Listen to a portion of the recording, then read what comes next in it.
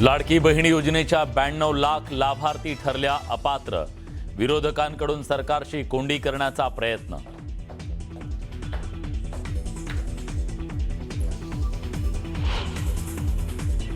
उपलब्ध करा, नाही तर आम्ही 18-19ला त्या बूस्टर कंपनीचं कार्यालय जाळून टाकतो, ऑफिस पेटून टाकतो ते। शेतकऱ्यांना दिलेल्या बोगस बियाण्यांवरून आमदार बच्चू कडू आक्रमक। बियाणे कंपनीला दिला थेट इशारा। अशा पद्धतीच्या लोकांकडे लव जिहादचे ब्रँड अँबॅसेडर म्हणून पाहायचं का? आमिर खानच्या तिसऱ्या लग्नावरून नितेश राणेंची टीका, तर राम मंदिरातील दान चोरी हा कुठला जिहाद? आदित्य ठाकरेंचा राणेंना सवाल।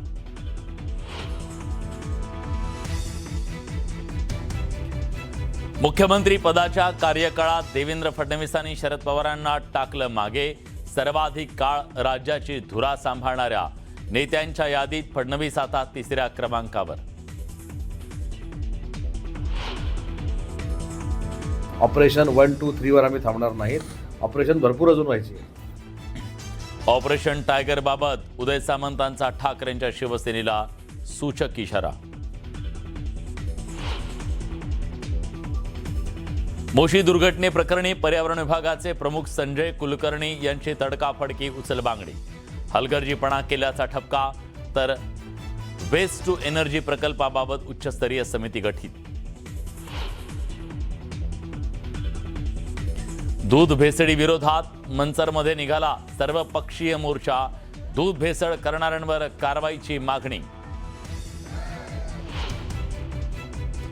छत्रपती संभाजीनगरात एफडीएचा कारवाईचा धडाका। 2.93 कोटी रुपयांचं खाद्यतेल जप्त। 2 कंपन्यांचे परवाने निलंबित। आणि 18 जुलैनंतर मुंबईसह कोकणात मुसळधार पावसाचा इशारा, तर मराठवाडा विदर्भात पाऊस लांबण्याची शक्यता। आपल्या एसटीला तोट्यातनं बाहेर काढण्यासाठी आता पीपीई मॉडेल लॉन्च केलं जात आहे। एसटी डेपोच्या पुनर्विकासातनं उत्पन्न वाढवायचा प्रयत्न इथं होणार आहे। महामंडळ आर्थिकदृष्ट्या सक्षम करा असे मुख्यमंत्र्यांचे आदेश आहेत आणि त्यावरूनच प्रत्येक डेपोचा स्वतंत्र विकास आराखडा तयार करणार असं कळतंय। नागपूर, पुणे वगळता राज्यातल्या इतर ठिकाणी आता पीपीपी मॉडेल लागू होणार आहे। सार्वजनिक खासगी भागीदारीतून पुनर्विकासाला गती मिळणार आहे, तेव्हा धोरणात्मक प्रस्ताव आता मंत्रिमंडळासमोर लवकरच सादर होणार आहे। त्याचबरोबर मल्टी मॉडेल ट्रान्सपोर्ट हब विकसित करण्यावर सुद्धा सरकारचा भर आहे।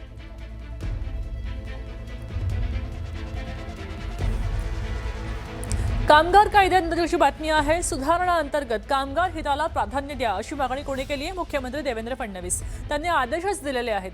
केंद्राच्या कायद्यांशी सुसंगत राज्यांची नियमावली तयार करणार त्यांनी असं म्हटलंय। त्याचबरोबर माथाडी कामगार, बांधकाम कामगार यांचं ही दुहेरी सदस्यत्व टाळण्याचा प्रस्ताव इथं असणार आहे। असंघटित घरेलू कामगारांसाठी स्वतंत्र कल्याणकारी योजना असणार आहे। सुरक्षा प्रस्ताव लवकरच मंत्रिमंडळासमोर सादर करणार आहेत। फडणवीसांनी बैठकीमध्ये हे आदेश दिलेले आहेत। बातमी सोलापूरमधनं आहे। इथं गेल्या 1.5 महिन्यापासून पावसानं दडी मारली आहे आणि त्यामुळे खरपाची पिकं जी आहेत ती अडचणीमध्ये आलेली आहेत। पावसाअभावी पिकं जळून जायची भीती शेतकऱ्यांनी आता व्यक्त केलेली आहे। शेतकरी पावसाच्या प्रतीक्षेत आहेत। दक्षिण सोलापूर तालुक्यामध्ये शेतकऱ्यांच्या बांधावरनं याचा आढावा घेतलाय प्रीतम पंडित यांनी। पाहूया। गेल्या 1.5 महिन्यापासून सोलापूर जिल्ह्यात पावसाने दडी मारल्याचं चित्र आपल्याला पाहायला मिळत आहे।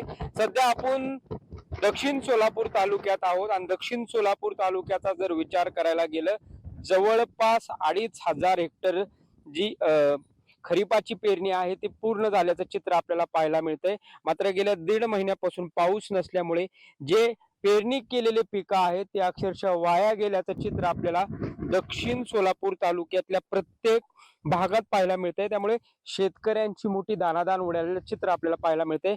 पावसाअभावी कुठेतरी हे शेतकरी आहेत ते मोठ्या प्रचंड अडचणीत आल्याचं चित्र आपल्याला पाहायला मिळतंय। कारण आपण पाहतोय की गेल्या वर्षी याच भागात मोठ्या प्रमाणावर पाऊस झाल्यामुळे कुठेतरी जे शेतकरी आहेत त्यांनी मोठ्या प्रमाणावर शेतीची लागवड केली होती. मात्र यंदा जर पाहायला गेलं तर दक्षिण सोलापूर तालुक्यातील 100 पैकी केवळ 20% शेतकऱ्यांनी शेतीची पेरणी पूर्ण केली. कॅमेरामॅन चंदन बलूसा, प्रीतम पंडित, न्यूज 18 मराठी, सोलापूर. पीक आहे जे ते पूर्ण वाळून गेलेलं आहे. तर अतिशय पावसानं अतिशय वाईट अशी कंडिशन आमच्या आज या सर्व शेतकऱ्यांची झालेली आहे. तर याकडे सरकारने गांभीर्याने पाहावं आणि जवळजवळ उजनी धरण जे आहे ते 50%च्या आसपास आलेलं आहे आणि त्या धरणाचा फायदा आम्हाला खालच्या शेतकऱ्यांसाठी व्हावा. त्या धरणातील पाणी नदीद्वारे आणि शेना नदीद्वारे आणि कॅनेलद्वारे शेतकऱ्यांसाठी सोडण्यात यावे. आता शेतकऱ्यांना जे बोगस बियाणं दिलं गेलं असा आरोप होतोय त्यावरनं बच्चू कडू आक्रमक झालेत. 5 ते 6 दिवसात दुबार पेरणीसाठी बियाणं उपलब्ध करून द्या असं त्यांनी म्हटलंय. आमदार बच्चू कडूंनी कृषी आयुक्त सूरज मांढरे यांना फोन केला आणि त्यावेळी हे आदेश दिलेले आहेत. बोगस बियाणं दिलं, त्यानंतर शेतकऱ्यांची फसवणूक केली. आता या प्रकरणी पुढच्या 5 ते 6 दिवसात एका आठवड्याच्या आत बियाणं पुनर्लागवडीसाठी उपलब्ध करून द्या असं मांढरेंना त्यांनी फोन करून सांगितलंय. बुलढाणा जिल्ह्यात 690, अकोला जिल्ह्यात 865, अमरावती जिल्ह्यात 633. म्हणजे इतकं नुकसान झालं बियाणं बोगस निघाल्यामुळं आणि काही कारवाई काहीच नाही. म्हणजे तुमच्याकडे आता अहवाल गुन्हे दाखल होऊन आता शेतकऱ्याला पेरायलाच बी नाही आहे ना. शेतकरी कधी पेरणार बी? तुम्ही सांगा, तर डबल पेरणी करायची असली तर त्याला बी तर उपलब्ध शासनानं लगेच करून दिलं पाहिजे, नाही तर कंपनीकडून करून घेतलं पाहिजे तुम्ही. कंपनीकडून करून घ्यायला पाहिजे आणि त्या पेरणी गिरणीचा खर्च तातडीने दिला पाहिजे. खर्च कंपनी दिला पाहिजे. आपण ते नवीन बियाणे कायद्यामध्ये तरतूद पण तशीच करतोय. आता नव्हते, उलट आपण ती फार स्ट्रॉंग करतो. मी बघतो तरी पण. आणि त्याची अनुवांशिक चाचणी केली पाहिजे त्या बियाणाची, ज्याच्याकडे आहे त्याची ते चाचणी जर केली तर लक्षात येणार नाही.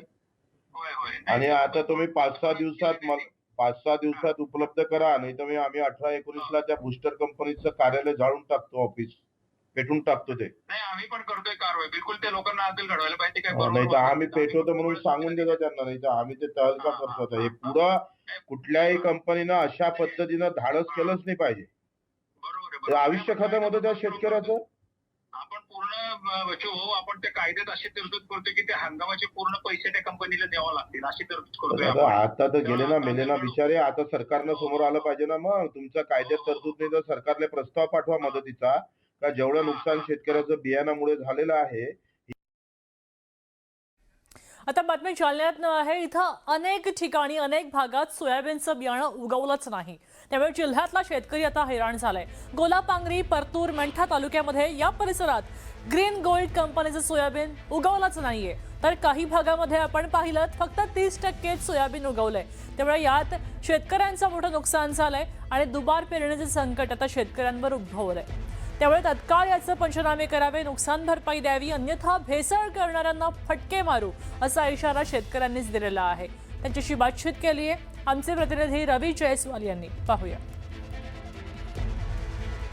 जालना जिल्ह्यातल्या अनेक भागांमध्ये सोयाबीनचं बियाणं बोगस निघाल्यामुळे शेतकऱ्यांचं मोठं नुकसान झालंय. तर ज्या शेतकऱ्यांचं बियाणं बोगस निघाले त्या शेतकऱ्यांवर आता दुबार पेरणीची वेळ आली आहे. त्यामुळे आमचं नुकसान भरपाई देण्यात यावी अशी मागणी काही शेतकऱ्यांनी केली आहे. माझ्यासोबत काही शेतकरी आहेत. दादा, मला सांगा की सोयाबीन बोगस निघालेलं आहे, बियाणं बोगस निघालेलं आहे, काय तुमची मागणी असणार याला? मागच्या 3 वर्षापूर्वी देखील अशाच पद्धतीनं काही कंपन्यांनी बियाणं त्या ठिकाणी डुप्लिकेट दिलं होतं आणि त्याच्यामुळं मराठवाड्यामध्ये, संपूर्ण मराठवाड्यामध्ये 50% शेतकऱ्यांचं हे बियाणंच उगवलेलं नव्हतं. परंतु अशाच पद्धतीनं या वेळेस एका कंपनीचं या ठिकाणी बियाणं आहे, ग्रीन गोल्ड. विशेषतः ग्रीन गोल्डच्या बाबतीत अनेक शेतकऱ्यांच्या त्या ठिकाणी तक्रारी आहेत. मुळातच यावर्षी दुष्काळ सांगितलेला आहे, पाऊस कमी आहे आणि ह्या अशा परिस्थितीमध्ये हे जी पेरणी बळच झालेली आता पाऊस पडल्याच्या नंतर, आणि त्याच्यामध्ये आता हे बियाणं जे पेरलेलं बोगस बियाणं हे उगून नाही राहिलं आणि याच्यामुळं शेतकऱ्याच्या याच्यावर खूप मोठं भुर्दंड पडत आहे. आणि म्हणून शासनानं तातडीची मदत, एकदम तातडीची मदत, तात्काळ मदत कशी शेतकऱ्याला मिळेल याची शासनानं काळजी घेतली पाहिजे. बरेच तूट आहे त्या सोयाबीनच्या बियाणांमध्ये, काही भागात उगवलंच नाही. नाही, तूट म्हणायचाच विषय नाही ना. काही जागेवर उगवलत नाही तर तूट म्हणायचा काय विषय.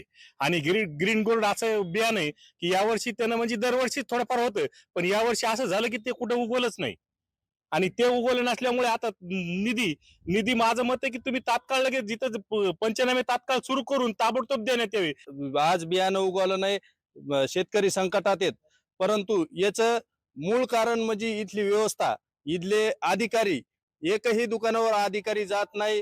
कोणतं बियाणं आणायलेत, कोणतं भरायलेत, कोणतं विकायलेत, याची कुठलीही शहानिशा न करता आतापर्यंत शेतकऱ्याला असंच गंडवलेलं आहे. आणि एकदा जर शेतकरी याच्यातून बाजूला गेला पेरणीमधून, तर त्याला पूर्ण वर्षभर या ठिकाणी ती भरपाई होत नाही. ज्या भागांमध्ये या सोयाबीन बोगस निघालेला आहे त्या भागातल्या शेतीचे पंचनामे करून त्यांना तात्काळ मदत करावी अशा पद्धतीची मागणी या सगळ्या शेतकऱ्यांनी केलेली आहे. रवी जयस्वाल, न्यूज 18 मराठी, जालना.